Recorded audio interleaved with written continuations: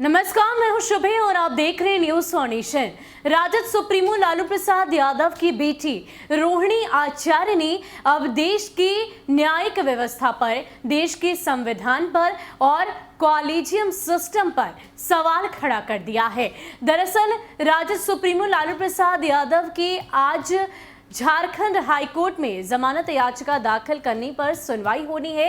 इससे पहले भी इस मामले को लेकर उन्होंने कई बार हाईकोर्ट में याचिका दायर की है। दरअसल उनका कहना है कि उन्होंने अपनी आधी सजा पूरी कर ली है और इसी आधार पर उन्हें जेल से रिहा किया जाना चाहिए। इस मामले में उनकी सुनवाई इससे पहले 19 फरवरी को हो चुकी है, लेकिन उस दौरान कोर्ट ने इस बात का ऐलान किया, इस बात का फैसला सुनाया कि उन्होंने अपनी सजा अभी पूरी नहीं की है और इसी आधार पर उन्हें अभी जेल से रिहा नहीं किया जाएगा। इससे पहले गंभीर बीमारियों से पीड़ित होने का हवाला देते हुए भी राजद सुप्रीमो लालू प्रसाद यादव की रिहाई को लेकर #आजादी पत्र के नाम से मुहिम की शुरुआत की गई, लेकिन इन तमाम कोशिशों के बावजूद भी राजद सुप्रीमो लालू प्रसाद यादव को रिहाई नहीं मिली। अब ऐसे में रोहिणी आचार्य यानी कि उनकी बेटी परेशान है, बौखला उठी हैं और इसी कड़ी में उन्होंने कॉलेजियम सिस्टम पर ही सवाल खड़ा कर दिया है। क्या है कॉलेजियम सिस्टम और क्यों रोहिणी आचार्य इस तरीके से सवाल खड़े कर रही है,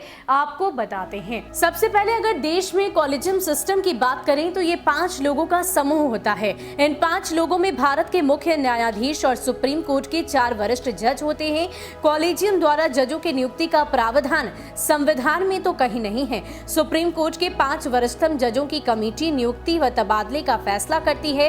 कॉलेजियम की सिफारिश मानना सरकार के लिए जरूरी होता है। यह व्यवस्था 1993 से लागू है। पहला 1993 का और दूसरा 1998 का है। कॉलेजियम बनाने के पीछे न्यायपालिका की स्वतंत्रता को सुरक्षित रखने की मानसिकता सुप्रीम कोर्ट की रही। इसके लिए सुप्रीम कोर्ट ने जजों की नियुक्ति के लिए संविधान में निहित प्रावधानों को दोबारा तय किया और जजों के द्वारा जजों की नियुक्ति का अधिकार दिया। कॉलेजियम किसी व्यक्ति के गुण कौशल अपने मूल्यांकन के आधार पर नियुक्ति करता है और सरकार उस नियुक्ति को हरी झंडी दे देती है। तो ये तो बात हुई कॉलेजियम सिस्टम की, लेकिन रोहिणी आचार्य ने इस पर सवाल क्यों खड़ा किया है और क्या लिखा है, आप वो भी देखिए। जब तक कॉलेजियम जैसा कलंक देश की न्यायपालिकाओं में प्रैक्टिस होता रहेगा, तब तक शोषित, वंचित, पिछड़ों के साथ अन्याय होता रहेगा।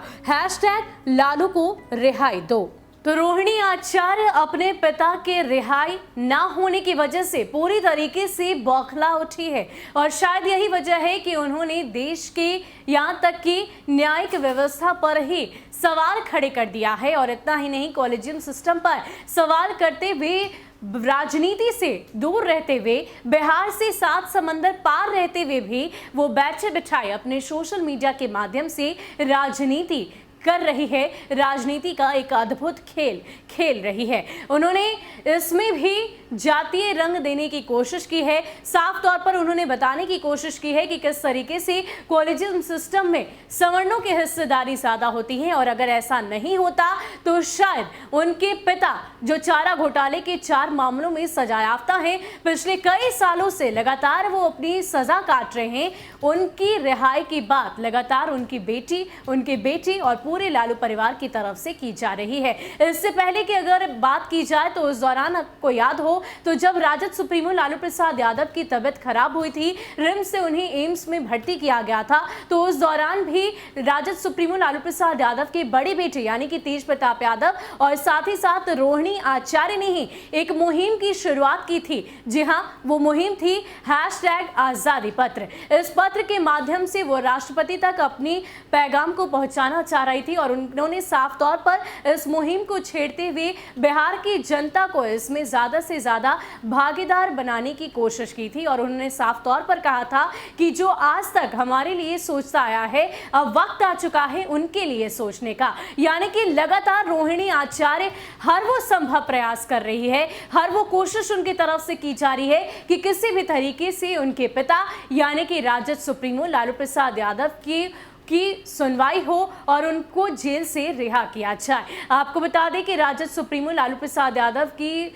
हर मामले पर सुनवाई लगातार होती आ रही है और दुमका कोषागार मामले का हवाला देते हुए उन्होंने आज ही हाईकोर्ट से जमानत याचिका दायर कर सुनवाई की मांग की है और आज सुनवाई होगी। इस पर जो कुछ भी फैसला आएगा वो भी हम आप तक जरूर पहुंचाएंगे। फिलहाल के लिए इतना ही। ऐसे ही अपडेट्स के लिए आप हमारे साथ बने रहिए और देखते रहिए न्यूज़ फाउंडेशन। नमस्कार।